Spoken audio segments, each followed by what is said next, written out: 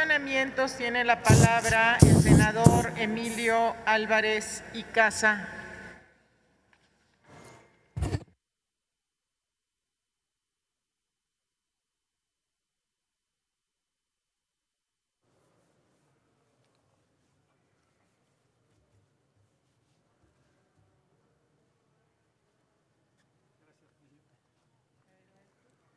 Gracias, Presidenta. Buenas tardes.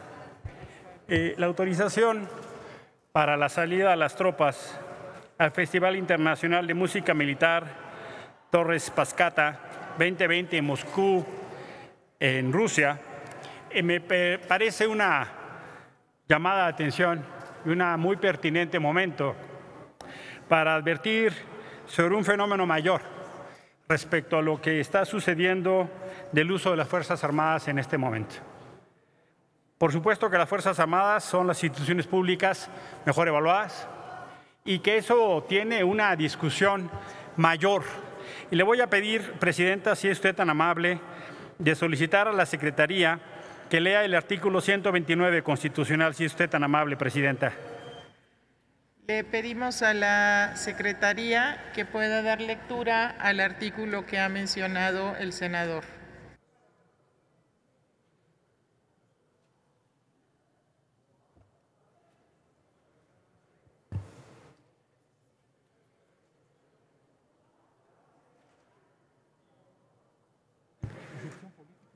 Con gusto, Presidenta, doy lectura al artículo 129 constitucional. En tiempos de paz, ninguna autoridad militar puede ejercer más funciones que las que tenga exacta conexión con la disciplina militar. Solamente habrá comandancias militares fijas y permanentes en los castillos, fortalezas y almacenes que dependen inmediatamente del Gobierno de la Unión o en los campamentos, cuarteles o depósitos que fuera de las poblaciones estableciera para la estación de las tropas. Es cuanto. Gracias, Presidenta. Este artículo fundamenta el término de relación de un pacto cívico-militar y cuál es el rol de las Fuerzas Armadas en tiempos de paz. Infelizmente, gradualmente, ese pacto está entrando en contradicción y en tensión.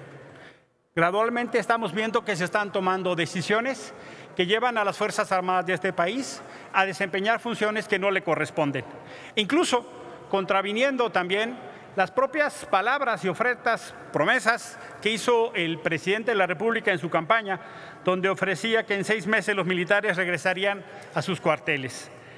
Muy recientemente, el periódico Universal hizo un recuento de las labores en las que las Fuerzas Armadas están involucradas.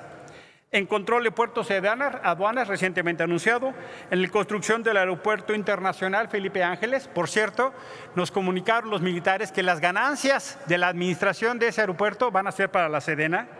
La construcción de 2.700 sucursales del Banco de Bienestar, la construcción de 2 tramos del Tren Maya, la construcción de los cuarteles de la Guardia Nacional, la remodelación de 12 hospitales abandonados por los sexenios anteriores, la atención sanitaria en el COVID, incluida la fabricación de ropa para el personal médico, apoyo para combatir el robo de combustible y custodia de pipas de Pemex, capacitación de los cuerpos policíacos, en particular de la Guardia Nacional, la vigilancia migratoria en la frontera norte y sur, utilizando el ejército para retener, contener y detener la migración del sur, apoyo a programas Sembrando Vida y Jóvenes Construyendo Futuro, vigilancia de estrategia de recursos en los programas sociales e incluso, compañeros, distribución de fertilizantes. La verdad es que lo que estamos viendo, y hay algunas más que no mencionó el periódico Universal, por ejemplo, asignado a la Marina, recoger el sargazo o algunas muchas más. Me parece, y quiero así advertirlo, que hay un fenómeno creciente de militarización pausada en este país. La renuncia del secretario Javier Jiménez Espriu me parece una poderosa advertencia social. Es una renuncia absolutamente digna para hacer saber a esta sociedad el peligro que existe de seguir avanzando de manera sistemática en el uso contrario a la que la Constitución prevé para las Fuerzas Armadas. En tiempos de paz no pueden estar haciendo estas cosas. Compañeros, desde la izquierda defendimos que no se utilizara a las Fuerzas Armadas de manera distinta e incluso se cree, con el argumento de lucha contra la corrupción, que el Ejército y la Marina nos podrán salvar de ese cáncer.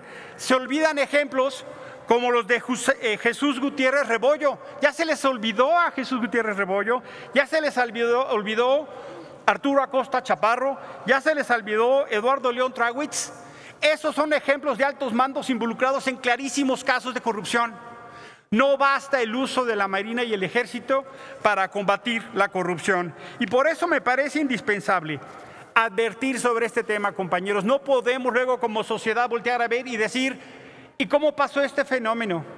¿Y cómo llegamos a esto? ¿Y por qué no dijimos? Entiendo el festival militar. No creo que sea el mejor momento en tiempo de pandemia poder ir. Entiendo, pero me parece cuestionable que el único subsecretario de Defensa Nacional vaya a ese festival. Pero la verdad de las cosas, compañeros, este tema debe ser una advertencia social del uso indebido de las Fuerzas Armadas. E incluso el propio presidente López Obrador, citando a Juárez, decía que las fuerzas militares no deben sustituir la incapacidad de los gobiernos civiles. Estoy citando al presidente de la República. Es muy preocupante el proceso que estamos viendo.